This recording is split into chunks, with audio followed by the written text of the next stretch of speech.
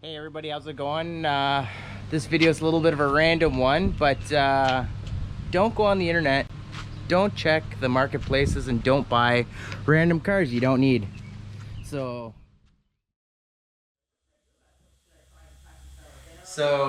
today is the first day of a journey that we're gonna take together, starting with this pile of shit. You said no swearing. I can swear. I'm allowed. Yeah, I can swear, no problem. I'm gonna show you guys why I bought this car, nicknamed the Soup Kitchen. All right, let's have a little look.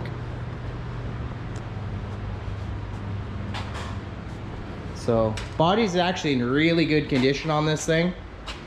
There's some panels and junk in there from other cars that I've used as a mobile storage, but super clean Thunderbird. She's got a little bit of damage on the hood, and I'm going to show you guys why in a second. If I could get my lovely assistant to help me out for a second. Yeah, all right. All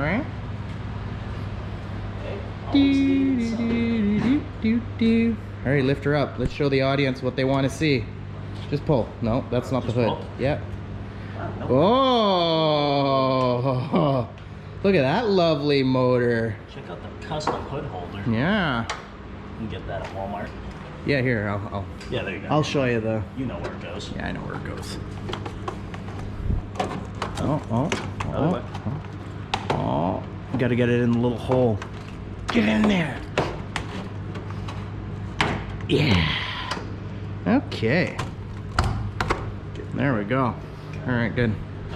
So I bought this lovely vehicle from a gentleman that decided to charge his battery in the driveway, and maybe he did use a Swiffer or something else, but what happened was the wind blew or something, knocked the hood down and arced out on the battery in the charger and just set her on fire. And it really sucked. And he was an older gentleman, so he couldn't really put it out in time before all this damage. So you're probably wondering, why would you buy a burnt up Thunderbird? Well, I actually did buy it for this, because there are some secrets in there. If you know Thunderbird, you probably are seeing that this isn't original. I wouldn't know that, but that's what I was told. And there's some little sneaky things in there.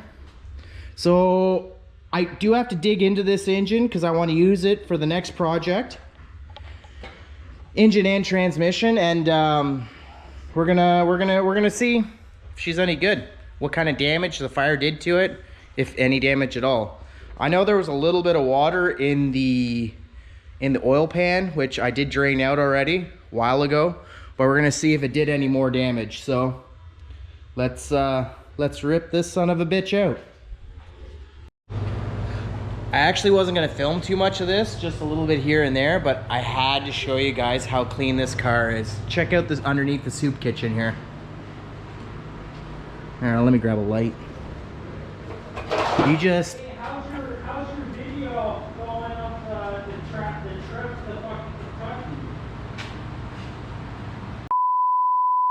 You do not see cars this nice in Ontario, unless they've been garage capped and never winter driven. Like, this sucker's got no rust at all. There's the 8.8 inner.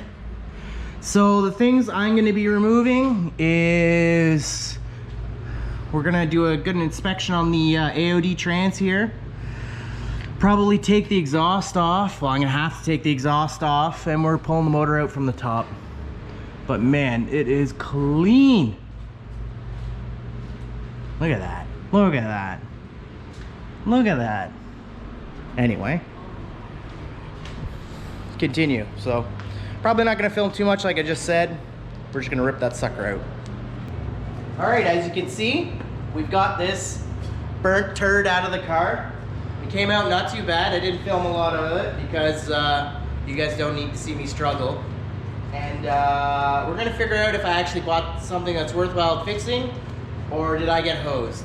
One thing I do know is that it does still turn over And I'm gonna get you guys in here. We're gonna look at some of the carnage, and hopefully there's something worth saving. Brian's busy looking for parts. Look at that, eh? Got the safety bucket and everything.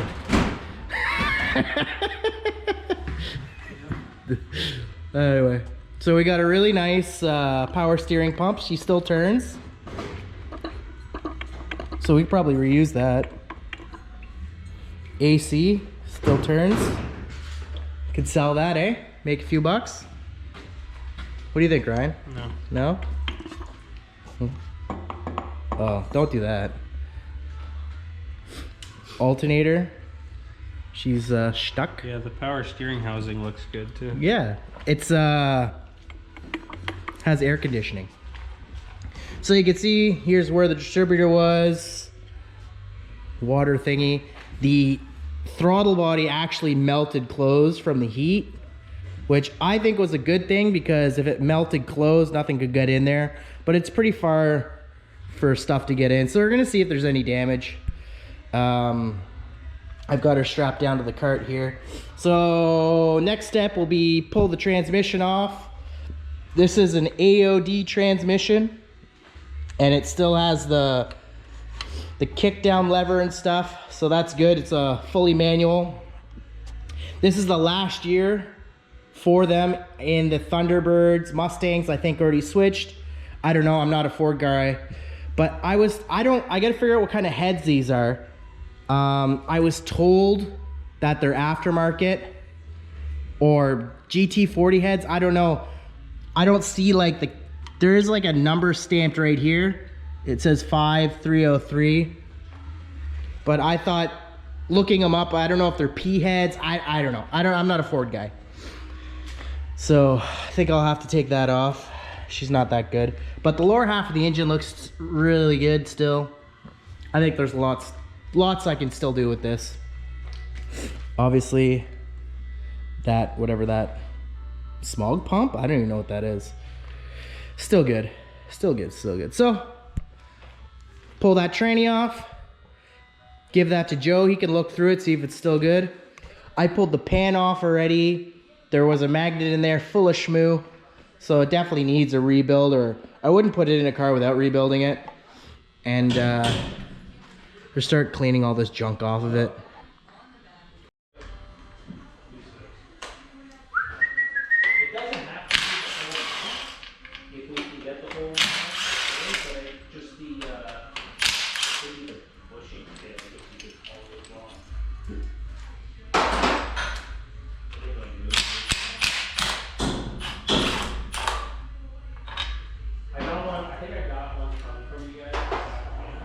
Let's have a look.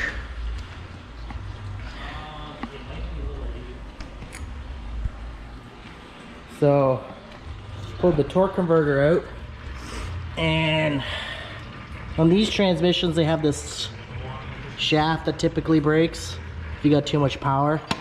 That just slides in there. But look at this, I don't know if that's good. Quite a bit of slop. So Joe, that looks newer. Joe will tell me what's good and what's bad on it. But I'd like this to be able to handle about 600 horsepower. That's the goal. Ryan's just like, no. You don't think I'll get there, Ryan? Just walks away. Thanks, buddy. Thanks for your confidence.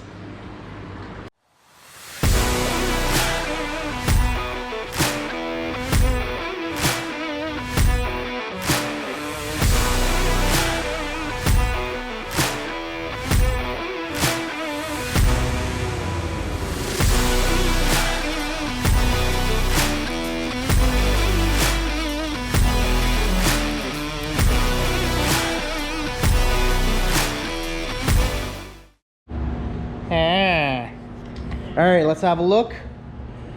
Cleaned lots of the schmoo off, and I'm gonna vacuum this out. That's a mixture of leaves and miscellaneous nuts. And cleaning this stuff out in here, it's kind of like when a raccoon shits all over something and you gotta peel lumps off. That's how it was. So Except for without the smell, so that's the benefit. But there's still lots of it around. So yeah, I'm just gonna hit it with a vacuum, clean it up, and then we're gonna pull this intake off, and then these valve covers, and see if there's any damage in there and what the heck I got, because I don't even know what kind of cylinder heads these are. But I think they're gonna be something good.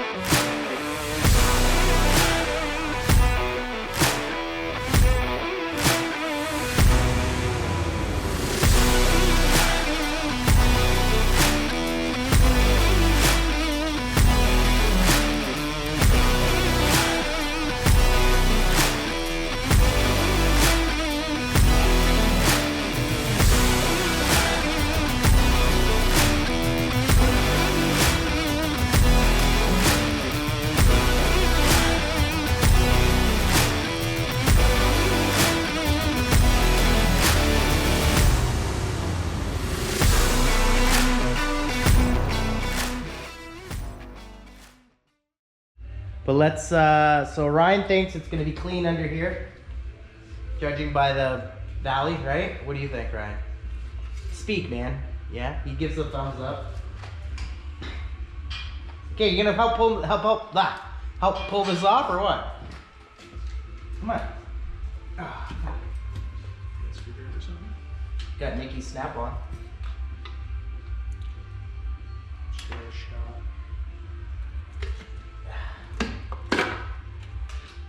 And ooh, not bad. A little bit toasty up here. That's just because where the oil breather probably melted off. Yeah. Just a little bit of crap in here, but you can Clean that out easy enough. Look at these. world product. Oh, look at. What? That's not good. Yeah, they rattle around. pivot. Yeah. Where you see a brand? Yeah, world products. Oh, nice. So these are actually legit heads. Mm-hmm. So I did all right. We did good. Yeah. That's awesome.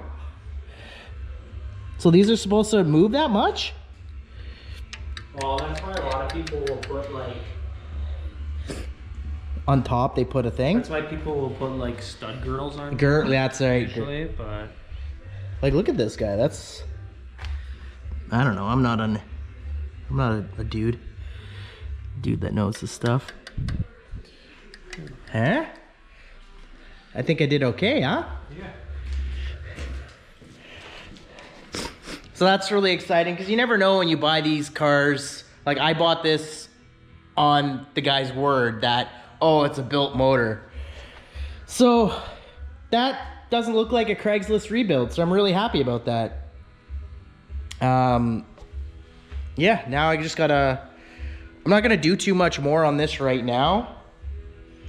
Probably start looking at the transmission, start ordering parts, because I don't even know if I've told you what this is going into yet. But some of the smarter people have already figured it out. That's nice. There's some of the smart people.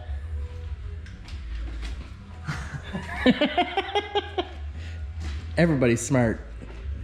That's great though. That's... Okay, today I'm filming on my phone because I forgot the GoPro. But we're starting to disassemble the motor here. Joe's helping me out because I've never really done this before, so we're gonna learn together.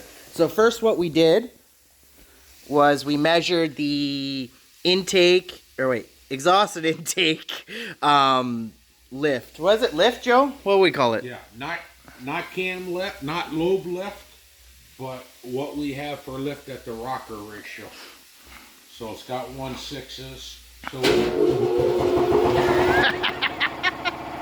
Stiffy's got a 1.6 rocker ratio on it. So if you took the cam lift times it by 1.6, that'll give you your valve lift. So now we put a dial indicator on the retainer, rolled the motor over, calculated out what we have for valve lift. So once he gets the heads off, then we can check in the machine valve spring pressures, and we can check to see where coil bind is.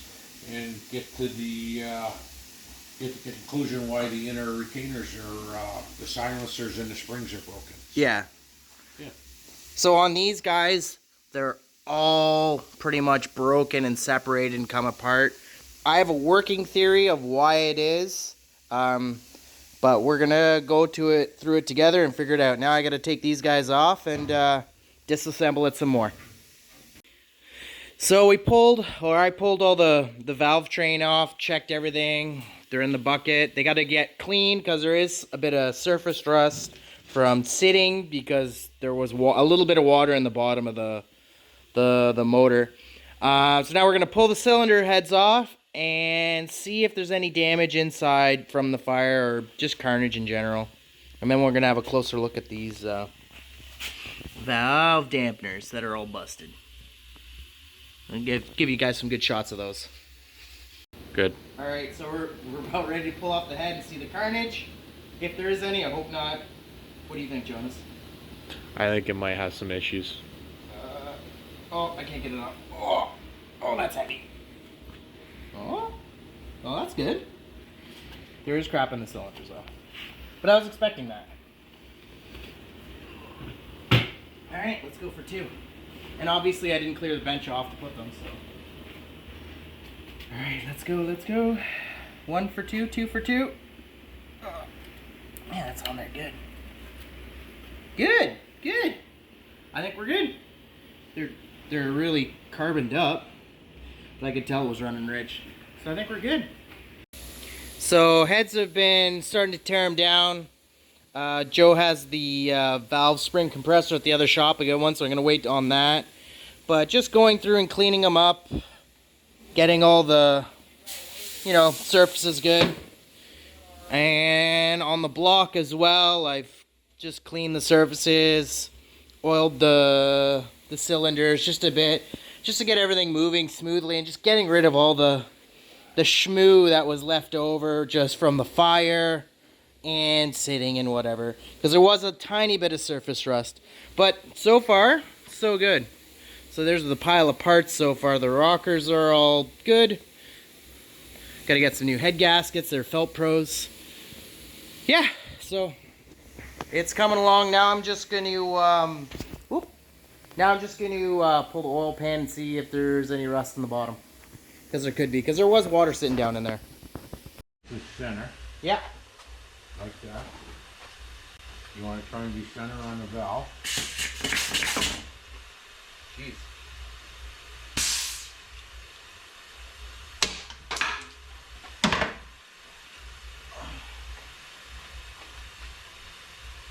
See the carnage.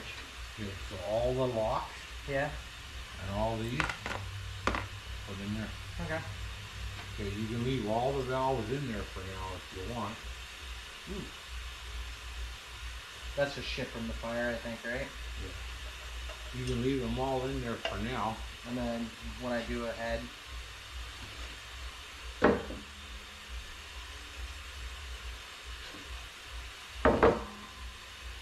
That's this side I'm doing, right?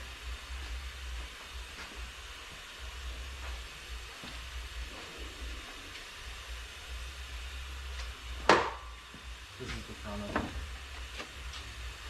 This is up front. So this is number 2 head.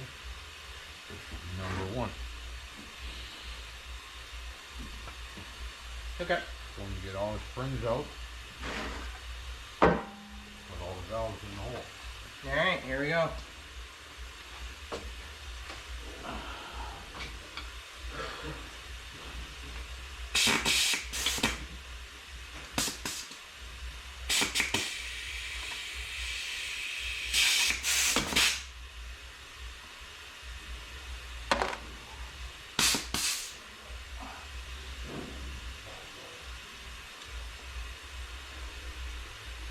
Oh, and this is not broken.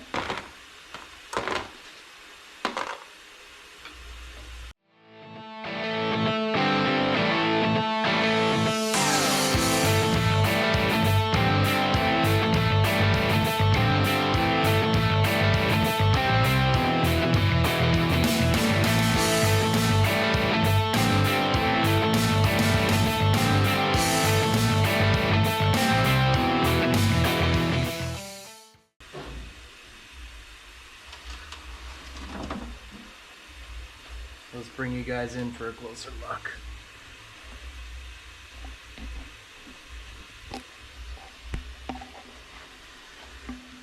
So the valves themselves, a little bit of carbon buildup. They're actually not bad. This is just crud from the fire. Let me get a light. A little bit of carbon buildup, but I think it's just crud sitting in it. So they don't look too bad. And then on the other side, I got some nicks actually in the seat, and then the valve stem seals, a couple of them are banged up, but all of the springs, all of them are broken. So yeah, the guy put the wrong spec springs on this head for sure. So beauty. So I get to buy new springs. Hopefully those seats aren't too bad. I don't know if I can get away with that. Joe will tell me if I can or not. I don't know as much as he does, and that's for damn sure. So we'll see what he says. I'm gonna pull apart the other one now, see how that goes. All right, round two.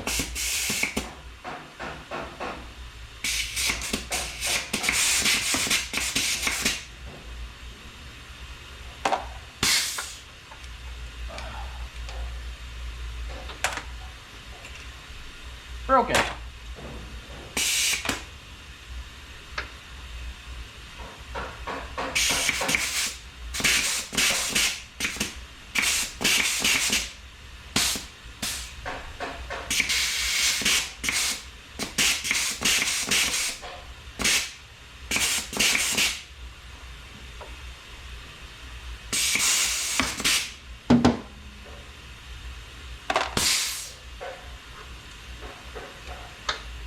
Broken.